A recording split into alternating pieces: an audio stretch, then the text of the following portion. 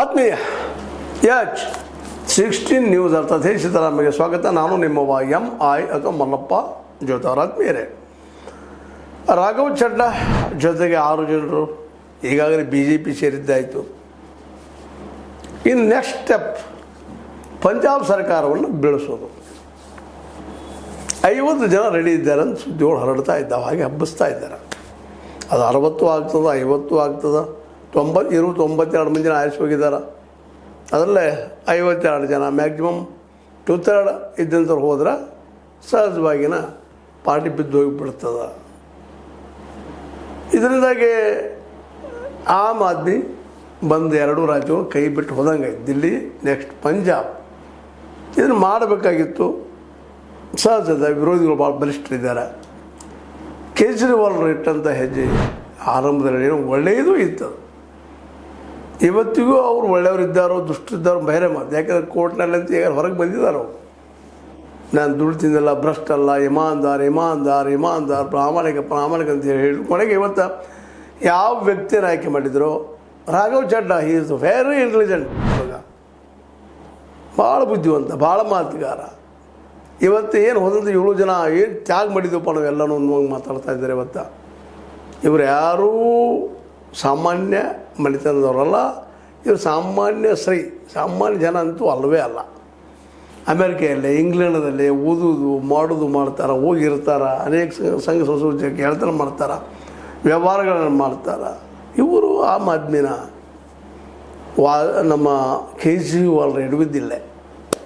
ಭಾಳ ದೊಡ್ಡ ತಪ್ಪು ಮಾಡಿದ್ರು, ಭಾಳ ದೊಡ್ಡ ಸಾಹಸ ಮಾಡಿದರು, ಹೋರಾಟ ಮಾಡಿದರು. ಅದೇ ಕಾಲಕ್ಕೆ ಆಮ್ ಆದ್ಮಿಯನ್ನು ಕಟ್ಟಿದರು.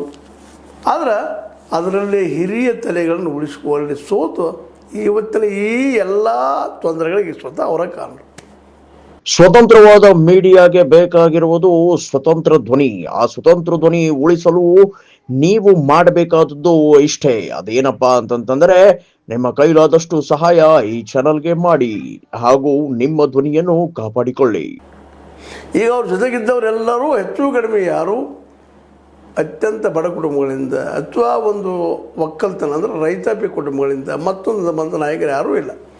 ಎಲ್ಲರೂ ಅಲ್ಲೇ ದಿಲ್ಲಿಯ ಸುತ್ತಮುತ್ತ ಕಾರ್ಪೊರೇಟ್ ಸುತ್ತಲೂ ಅಲ್ಲಿ ಕೆಲಸ ಮಾಡಿಕೊಂಡು ಮತ್ತೆ ಮಾಡ್ಕೊಂಡಿದ್ದಂಥ ಜನ ಒಂದು ಒಳ್ಳೆಯ ಸಾಹಸ ಮಾಡಿದರು. ಕೇಜ್ರಿವಾಲ್ ತೆಗೆದುಕೊಂಡು ಅವನ್ನೆಲ್ಲ. ಆದರೆ ಅವತ್ತು ಪಕ್ಷನ ಉಳಿಸ್ಕೊಳ್ಳೋ ಸಲುವಾಗಿ ದುಡ್ಡಂತ ಇಲ್ಲದೆ ಇವತ್ತು ಪಕ್ಷ ಹಿಡಿದು ಭಾಳ ಕಷ್ಟ ಅದ. ಎಂಥದ್ದವ್ರು ಸಾಹಸ ಮಾಡಿದ್ರು ಆಗಿರಲಿಲ್ಲ. ಆದರೆ ಕೆಲವು ವರ್ಷಗಳಲ್ಲೇ ಪಕ್ಷವನ್ನು ರಾಷ್ಟ್ರ ಮಟ್ಟದಲ್ಲಿ ಬೆಳೆಸಿದರು, ದೊಡ್ಡ ಪ್ರಮಾಣ ಮಾಡಿದ್ರು. ಆದ್ರೆ ಆ ಬೆಳೆಸೋಲ್ಲಿ ಒಂದು ಗಡಿಬಿಡಿ ಏನು ಮಾಡಿದ್ರಪ್ಪ ಅಂತಂದ್ರೆ, ಈ ಕಾರ್ಪೊರೇಟ್ಗೆ ಸಂಬಂಧಿಸಿದ ಜನರನ್ನ ಸೇರಿಸ್ಕೊಂಡ್ಬಿಟ್ಬಿಟ್ರು. ಇವರು ಯಾರು ಹೆಚ್ಚು ಕಡಿಮೆ ಎಲ್ಲೆಲ್ಲೋ ಯಾವ ವ್ಯವಹಾರಗಳು ಇದ್ದಿದ್ದೇನು ಸುಳ್ಳಲ್ಲ. ಇವತ್ತು 7 ಜನ ಓಡಿ ಹೋಗಿದ್ದು BJP ಸೇರಿದ್ದು ED ಮತ್ತು CBIಗಳಿಗೆ ಹಂಚಿ ಅನ್ನೋದನ್ನು ಇವತ್ತು ಪ್ರೂವ್ ಮಾಡ್ತಾ ಇದ್ದಾರೆ. ಆಪರೇಷನ್ ಲೋಟಸ್ ಆಗೋದು ಯಾರ ಮೇಲೆ? ಜನಸಾಮಾನ್ಯ ಮೇಲೆ ಸಾಧ್ಯ ಇಲ್ಲ. ನಮಗೇನಿಲ್ಲ, ನಮ್ಮ ಮೇಲೆ ಏನು ಲೋಟಸ್ ದಾಳಿ ಮಾಡಿಸಿ ಏನು ಮಾಡೋರಿದ್ದಾರೆ? ED ಬಿಟ್ಟು ಮತ್ತೆ ಬಿಟ್ಟು ಯಾರು ಸರ್ EDಗೆ?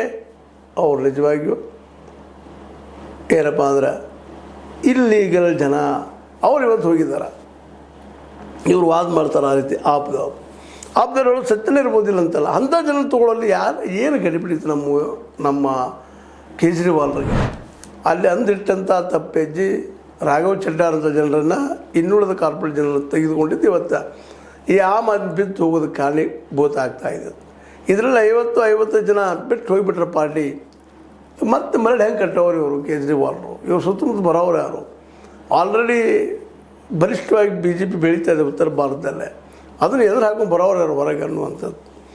ಅದಕ್ಕಾಗಿ ನಾವು ಅವತ್ತು ಸ್ವಲ್ಪ ಗಡಿಬಿಡಿ ಮಾಡಲಾರ್ದ ನಮ್ಮ ಪ್ರಶಾಂತ್ ಭೂಷಣ್ ಅವರನ್ನು, ಯೋಗೇಂದ್ರ ಯಾದವ್ ಅಂಥವ್ರನ್ನು, ಬಲಿಷ್ಠ ಪತ್ರಕರ್ತರನ್ನು ಅಷ್ಟೆಲ್ಲ ಬಲಿಷ್ಠ ರಾಜಕೀಯ ನಾಯಕರು ಇವನ್ನೆಲ್ಲ ಉಳಿಸಿಕೊಂಡು, ಮೇಧಾ ಪಾಟಕರ್ ಅಂತವ್ರು ಉಳಿಸ್ಕೊಂಡು ಅವ್ರು ಹೇಳಿದ ಮಾತನ್ನು ಕೇಳ್ಕೊಂಡು ಹೋಗಿದ್ರೆ ಇವತ್ತು ರಾಷ್ಟ್ರಮಟ್ಟದ ಒಂದು ದೊಡ್ಡ ಪಕ್ಷ ಉಳಿತಾ ಇತ್ತು. ಅದರಲ್ಲಿ 2 ಮಾತೇ ಇಲ್ಲ. ಅನೇಕ ಮಿತ್ರರು ಎದುರು ಹಾಕ್ಕೊಂಡ್ರು, ಮಾಡಿದರು. ಯಾವುದನ್ನು ನಾವು ಅದು ಮಾಡೋದಿಲ್ಲ ಅಂತ ಹೇಳಿದರು. ಶೀಶ್ ಮಹಲ್ ಕಟ್ಟೋದು ಅವಶ್ಯಕತೆ ಏನಿತ್ತು? ಸಾರಾಯಿಯನ್ನು ಬಂದ್ ಮಾಡಿದರೆ ದೊಡ್ಡ ಹೀರೋ ಆಗಿಬಿಡ್ತಿದ್ರು. ಆದರೆ ಸಾರಾಯಿ ಬರುವ ಲಾಭದಿಂದ ಶಾಲೆ ನಡೆಸೋದು ಮತ್ತೆ ನಡೆಸೋದು ಕೆಲಸ ಆ ದುಡ್ಡು ಅಲ್ಲೇ ಹಾಕಿದ್ದಾರೆ ಅವ್ರು, ಇಲ್ಲಂತಲ್ಲ. ಎಲೆಕ್ಷನ್ ಖರ್ಚು ಮಾಡಿದ್ರೆ ಅದು ಇಲ್ಲಂತಲ್ಲ. ಆದರೆ ದುಡ್ಡು ಬರೋ ಹಾದಿ ಯಾರಿಂದ ಬಂತು ಅನ್ನೋದು ಭಾಳ ಮಹತ್ವದ್ದಾಗ್ತದೆ. ಯಾಕಂದರೆ ದುಡ್ಡು ಯಾರಿಂದ ಬರ್ತದೋ ಅವ್ರ ಪರವಾಗಿ ನಾವು ಒಂದಿಷ್ಟು ಮೌಲ್ಡ್ ಆಗಬೇಕಾಗಿದ್ದು, ಮೆತ್ತಗಾಗಬೇಕಾಗಿದ್ದು ಅನಿವಾರ್ಯ ಆಗ್ತದೆ. ಆ ದಿಶೆಯಲ್ಲೇ ಈ ಎಲ್ಲ ಕಾರ್ಪೊರೇಟ್ ಜನರನ್ನು ತಮ್ಮ ಜೊತೆ ತೆಗೆದುಕೊಂಡಂಥ ಕೇಜ್ರಿವಾಲ್ರು ಬಲು ದೊಡ್ಡ ಸಾಹಸನ ಮಾಡಿದರು, ಜಗತ್ತು ಕಾಣುವಂಥ ಸಾಹಸ ಮಾಡಿದರು. ಆದರೆ ಅದೇ ಕಾಲಕ್ಕೆ ಒಳಗೆ ಡೊಗರಿ ಎತ್ತದು ಅಂತ ನಾವು ಗಿಡಕ್ಕೆ ಅದು ಹತ್ತಿ ಬಿಡಿತ್ತು. ಗೊರಲು ಎತ್ತುದು, ಡೊಗರಿ ಎತ್ತುದು. ಇದರಲ್ಲಿದ್ದಂಥವ್ರೆಲ್ಲರೂ ಹೆಚ್ಚು ಕಡಿಮೆ ಮೇಲೆ ಕಾರ್ಪೊರೇಟ್ ಜಗದವ್ರನ್ನ, ಕಾರ್ಪೊರೇಟ್ ಲೋಕದವ್ರನ್ನ, ಮುಂದುವರಿದ ಲೋಕದವ್ರನ್ನ, ಹೈಯರ್ ಕ್ಲಾಸ್ ಜನನ ಇಲ್ಲಿ ಯಾವ ಲೋವರ್ ಕ್ಲಾಸ ದುಡಿಯೋದಾಯಿತು, ಕಾರ್ಮಿಕ ವರ್ಗದಿಂದ ಬಂದಿದ್ದಾಯಿತು ಯಾರೂ ಇಲ್ಲ. ಇದ್ರೂ ಎಲ್ಲೋ ಒಂದಿಬ್ಬರು ಇರ್ಬೋದು, ಅವರಿಂದ ಇಡೀ ವ್ಯವಸ್ಥೆ ಬದಲಾಗಲಿಕ್ಕೆ ಸಾಧ್ಯ ಇಲ್ಲ. ಅಂಥ ತಪ್ಪನ್ನು ಮಾಡಿದ್ರು. ಅದೇ ಆ ಸಂದರ್ಭದಲ್ಲೇ ಕೇಜ್ರಿವಾಲ್ರು, ಅಣ್ಣಾ ಹಜಾರೆಯವರು ಬರಲಿ ಬಿಡಲಿ ರಾಜಕೀಯಕ್ಕೆ, ಆವತ್ತಿನ ರೈತರ ನಾಯಕರನ್ನಾಗಿರ್ಬೋದು, ಅದರಲ್ಲೂ ಯೋಗೇಂದ್ರ ಯಾದವ್ರಂಥ ಕಟುವಾದಿಗಳು ಬೇಗ ಅವರು ಪಕ್ಷದಲ್ಲಿ ಎಲ್ಲೋ ಇದ್ದರು. ಭಾಳ ದೊಡ್ಡ ಸಾಹಸ ಮಾಡಿದರು ಕೇಜ್ರಿವಾಲ್ರು. ಹೀಗಾಗಿ ರಾಷ್ಟ್ರಮಟ್ಟದ ದೊಡ್ಡ ಸಂಸ್ಥೆಯನ್ನು ರೆಡಿ ಮಾಡಿದರು. ಆಮ್ ಆದ್ಮಿ ಅನ್ನುವಂಥ ಒಂದು ದೊಡ್ಡ ಪಕ್ಷವನ್ನು ಮಾಡಿದರು. ಅದರಲ್ಲಿ ಅವರೆಲ್ಲರನ್ನೂ ಉಳಿಸ್ಕೊಂಡು ಅವ್ರು ಹೇಳುವ ಸಲಹೆಗಳ ಮೂಲಕ ನಾನಾ ಸಂಚಾಲಕ, ನಾನಾ ಮುಖ್ಯಮಂತ್ರಿ ಎಲ್ಲ ನಾನಾ ಅನ್ನುವಂಥ ಒಂದು ಡಿಕ್ಟೇಟರ್ಗೊಳಗಾಗಿದ್ದ ಕಾರಣಕ್ಕಾಗಿ ಇವತ್ತು ಕೇಜ್ರಿವಾಲ್ಗೆ ಹಂತಕ್ಕೆ ಬಂದರು ಅನ್ನೋದ್ರಲ್ಲಿ ಎರಡು ಮಾತೇ ಇಲ್ಲ ಅಂತ ಹೇಳ್ಬೇಕಾಗಿದೆ. ಹೊಸ ಒಂದು ಸಂಚಲನ ಮೂಡಿಸಿತ್ತು. ಭ್ರಷ್ಟಾಚಾರ ಉಳಿಸುವಂಥ ಮಾಡುವಂಥ ಮಾಡಿತ್ತು. ತಾನೂ ಸ್ವತಃ ಬಂದು ಅಧಿಕಾರಕ್ಕೆ ಬಂದ ಮೇಲೆ ದೆಹಲಿಯಲ್ಲಿ ಲೋಕಾಯುಕ್ತ ಅಥವಾ ಲೋಕಪಾಲ್ ಮಾಡಿ ಅನೇಕ ವ್ಯಕ್ತಿಗಳನ್ನ ಅಟ್ಯಾಕ್ ಮಾಡಿ ಅವತ್ತಿನ ಭ್ರಷ್ಟರ ಒಳಗೆ ಹಾಕಿದ್ರೆ ಇನ್ನೂ ಒಳ್ಳೆಯ ಹೆಸರು ಆಗ್ತಿತ್ತು. ಏನು ಲೋಕಾಯುಕ್ತನೂ ಮಾಡಲಿಲ್ಲ, ಸ್ವತಂತ್ರ ಕೊಡಲಿಲ್ಲ, ಮತ್ತು ಅನಗತ್ಯ ಸಾರಾಯಿಗೆ ಪರ್ಮಿಷನ್ ಕೊಟ್ಟು ಏನು ಗದ್ದಲ ಮಾಡ್ಕೊಂಡು ಅದು ಸಿಕ್ಕು ಹಾಕಿಕೊಂಡ್ರು. ಅಂದ್ರೆ ಇವತ್ತು ಕಾರ್ಪೊರೇಟ್ ಮಟ್ಟದ ಪಕ್ಷಗಳು ಯಾವ ರೀತಿಯಾಗಿ ಸೋಲ್ತಾವೋ ಆ ರೀತಿ ಸೋತಿದ್ದಾರೆ. ಇವತ್ತು ಬಿ ಜೆ ಪಿಗೆ ಇಷ್ಟ ಬೇಕಾಗಿತ್ತು, 1 ಅಂದ್ರೆ 10 ಅನ್ನುವಂಥ ಜನ ಅವರೆಲ್ಲ ಬುದ್ಧಿವಂತರು, ಮಾತಿನ ಮಲ್ಲರು. ಅವರನ್ನು ಮಾತಿನದು ಗೆಲ್ಲಕ್ಕೆ ಸಾಧ್ಯ ಇಲ್ಲ, ಅಷ್ಟು ಮಾತಾಡ್ತಾ ಇರ್ತಾರೆ. ಅವ್ರ ಮೇಲೆ ಇವರು ಮಾತಾಡಿ ಗೆದ್ದಿದ್ರು. ಆದರೆ ಈಗ ಇವ್ರೊಳಗಿನವರು ಹೋಗ್ತಾ ಇದ್ದಾರೆ. ಪಂಜಾಬ್ದಲ್ಲಿ 50 ಜನ ಹೋಗ್ತಾರಾ, 60 ಜನ ಹೋಗ್ತಾರ ಗೊತ್ತಿಲ್ಲ. ಹೋಗುವಂಥ ಸಾಧ್ಯತೆಗಳು ಇದ್ದಾವಿಲ್ಲಂತೂ ಅಲ್ಲ. ಯಾಕಂದರೆ ಈಗಾಗಲೇ ಸಣ್ಣಂಗೆ ಎಲ್ಲರೂ ಅವ್ರ ವಿರೋಧವಾಗಿ, ಕೇಜ್ರಿವಾಲ್ ವಿರೋಧವಾಗಿ ಮಾತಾಡ್ತಾ ಇದ್ದಾರೆ. ಈಗಿರುವ ಕೇಜ್ರಿವಾಲ್ ಮುಂದಿರುವ ಹಾದಿ ಏನಪ್ಪ ಅಂತಂದರೆ, ಇಂಥ ಕಾರ್ಪೊರೇಟ್ ಲೋಕದ ಈ ವ್ಯಕ್ತಿಗಳನ್ನ ದೂರ ಸರಿಸಿ ಹೊಸ ಒಂದು ಹುಮ್ಮಸ್ಸಿನಿಂದ, ಯಾಕಂದ್ರೆ ಅವ್ರಲ್ಲಿ ಪಕ್ಷ ಕಟ್ಟಿ ಹೆಂಗೆ ಕಟ್ಟಬೇಕು, ಏನು ಮಾಡಬೇಕು ಅನ್ನೋದ್ರಲ್ಲಿ ಸಾಕಷ್ಟು ನಾಲೆಜ್ ಅದ. ಪ್ರಾಮಾಣಿಕವಾದ್ರೆ ಪ್ರಾಮಾಣಿಕ ಅಂದರೆ ಎಲೆಗಟ್ಟಿನಲ್ಲಿ ಆಡಳಿತ ಮಾಡಿದರೆ ನಿಶ್ಚಿತವಾಗಿಯೂ ಈ ಕೇಜ್ರಿವಾಲ್ ಆಮ್ ಆದ್ಮಿ ಮುಂಬರುವ ದಿನಗಳಲ್ಲಿ ದೊಡ್ಡ ಪಕ್ಷ ಆಗಿಯೋ ಅಥವಾ ಜನಸಾಮಾನ್ಯರ ಪಕ್ಷ ಆಗಿ ಬೆಳೆಯುವ ಸಾಧ್ಯತೆಗಳಿದ್ದಾವೆ. ಆದರೆ ಮಾಡೋರು ಯಾರು ಅಂತ. ಯಾಕಂದ್ರೆ ಪಂಜಾಬ್ನಿಂದ ಒಂದು ಸ್ವಲ್ಪ ಏನೋ ಪಾರ್ಟಿ ಫಂಡ್ ಬರ್ತಿತ್ತು, ಮತ್ತಿನ ಬರೋದು ದೆಹಲಿ ಅಂತ ಈಗ ಬಂದಾಗಿ ಹೋಗಿಬಿಟ್ಟದ. ದುಡ್ಡು ಎಲ್ಲಿ ತರೋದು ಅನ್ನುವಂಥದ್ದು, ಯಾಕೆ ಪಾರ್ಟಿಗೆ ಒಂದು ದುಡ್ಡು ಬೇಕು ಪ್ರತಿಯೊಬ್ಬರಿಗೂ ಅನ್ನುವಂಥದ್ದು ಒಂದು ಭ್ರಮೆ ನಮ್ಮಲ್ಲಿದೆ. ಅದಕ್ಕಾಗಿ ಜನಸಾಮಾನ್ಯರ ನಡಕ್ಕೆ ಹೇಳದ ಕೇಜ್ರಿವಾಲ್ರು ಇದ್ದ ಪಕ್ಷವನ್ನು ಉಳಿಸ್ಕೊಳ್ಳೋ ಪ್ರಯತ್ನ ಮಾಡೋ ಜೊತೆಗೆ ತಮ್ಮಿಂದ ಯಾರಿಗೆ ಅನ್ಯಾಯ ಆಗಿ ಅದರಿಂದ ಯೋಗೇಂದ್ರ ಯಾದವ್ ಆಗಿರ್ಬೋದು, ಅದ್ರ ಜೊತೆಗೆ ನಮ್ಮ ಪ್ರಶಾಂತ್ ಭೂಷಣ್ ಆಗಿರ್ಬೋದು, ಇವರು ಇನ್ನೂ ಇವತ್ತು ಹೋರಾಟ ಮಾಡ್ತಾ ಇದ್ದಾರೆ. ಅವ್ರ ಜೊತೆ ಇನ್ನೂ ಯಾರ್ಯಾರು ಇದ್ದಾರೆ ಒಳ್ಳೆಯ ಮನಸ್ಸಿನವರು, ಅವ್ರಿಗೆ ಭೇಟಿಯಾಗಿ ಸ್ವಾರಿ ಕೇಳಿಕೊಂಡು ರೀಬಿಲ್ಡ್ ಮಾಡುವಂಥ ಮತ್ತೊಮ್ಮೆ ಕಟ್ಟುವಂಥ ಕೆಲಸ ಆಮ್ ಆದ್ಮಿಯನ್ನು ಮಾಡೋ ಕೆಲಸ ಮಾಡಿದರೆ ಏನಾದರೂ ಹೊಸ ಸಿಗ್ಬೋದು. ಕೇವಲ ಸಂಜಯ್ ಸಿಂಗು ಇವರು ಇನ್ನೊಂದಿಷ್ಟು ಕೆಲವು ಜನ ಒಂದು ಏನು ಪ್ರೆಸ್ನಲ್ಲಿ ಬಂದ ಮಾತಾಡ್ತಾ ಕೊಡೋದ್ರಿಂದ ಏನೂ ಆಗೋದಿಲ್ಲ. ಅವರು ನಿಮ್ಮ ಮೇಲೆ ಅಟ್ಯಾಕ್ ಮಾಡ್ತಾ ಇದ್ದಾರೆ. ಕೇಜ್ರಿವಾಲ್ ರಾಯಶಾರಿ ಜೀವನ ಮಾಡ್ತಾ ಇದ್ದಾರೆ, ಬೆಂಗಳೂರು ಭಾರಿ ಐತಿ ಅವ್ರ ಮನೇಲಿ, ಹಾಗೆ ಹೀಗೆ ಮಾತಾಡ್ತಾ ಇದ್ದಾರೆ. ಅದಕ್ಕೆ ನಮ್ಮ ಆತಿಶಿ ಅವ್ರ ಫೋಟೋ ಸಹಿತ ಉತ್ತರ ಕೊಟ್ಟಿದ್ದಾರೆ, ಇಲ್ಲಂತಲ್ಲ. ಪರಮೇಶ್ ವರ್ಮಾ ಅವರು ಬಿಡುಗಡೆ ಮಾಡಿರೋ ಫೋಟೋಗಳು ನಕಲಿ, ಅವುಗಳು ಕೇಜ್ರಿವಾಲ್ ಅವರ ನಿವಾಸದ ಫೋಟೋಗಳಲ್ಲ. ಇತ್ತೀಚೆಗೆ ಇಂಥ ಅರಮನೆಯಿಂದ ಮನೆಯಾಗಿದ್ದಾನಪ್ಪ ಈ ಮನುಷ್ಯ ಅಂತೇಳಿ ಫೋಟೋಗಳನ್ನ ಬಿಡುಗಡೆ ಮಾಡಿದ್ದಾರೆ BJPಗರು.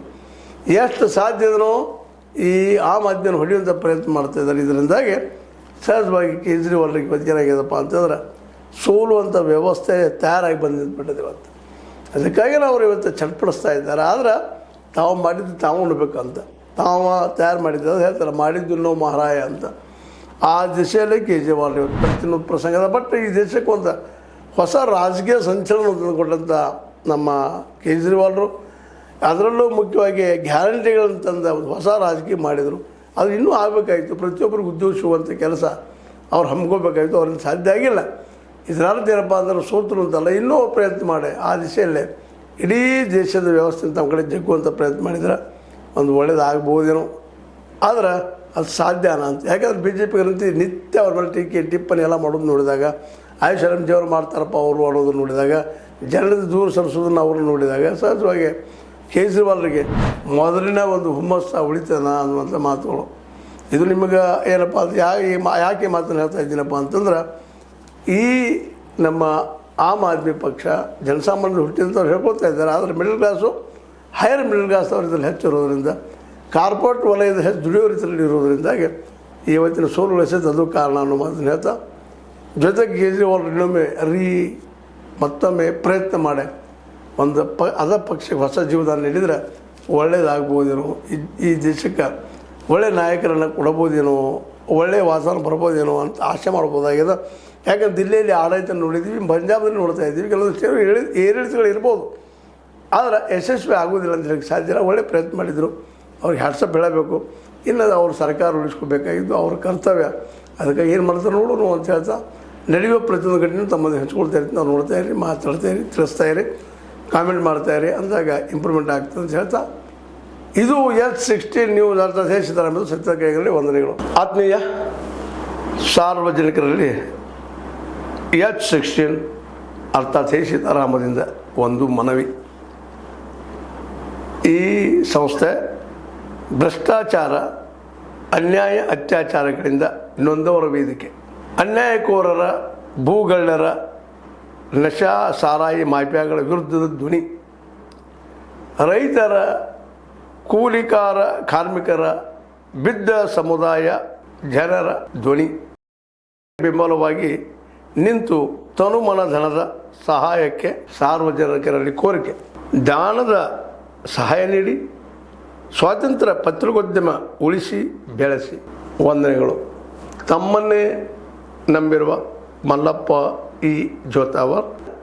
QR ಸ್ಕ್ಯಾನ್ ಮಾಡಿ ಅಥವಾ ಈ ನಂಬರ್ ಅಂದರೆ 7411402405ಗೆ ಇಲ್ಲ 9686864852ಗೆ ನೀವು ಫೋನ್ಪೇ ಮಾಡಿ, Paytm ಮಾಡಿ ಅಥವಾ ಇನ್ನಾವುದೇ ಮಾಧ್ಯಮದಿಂದ ಗೂಗಲ್ ಮೂಲಕ ಸಹಾಯ ಮಾಡಿ ಈ ಪ್ರಾಮಾಣಿಕ ಪತ್ರಿಕೋದ್ಯಮವನ್ನು ಉಳಿಸಿ ಅಂತ ಮತ್ತೊಮ್ಮೆ ಮನವಿ.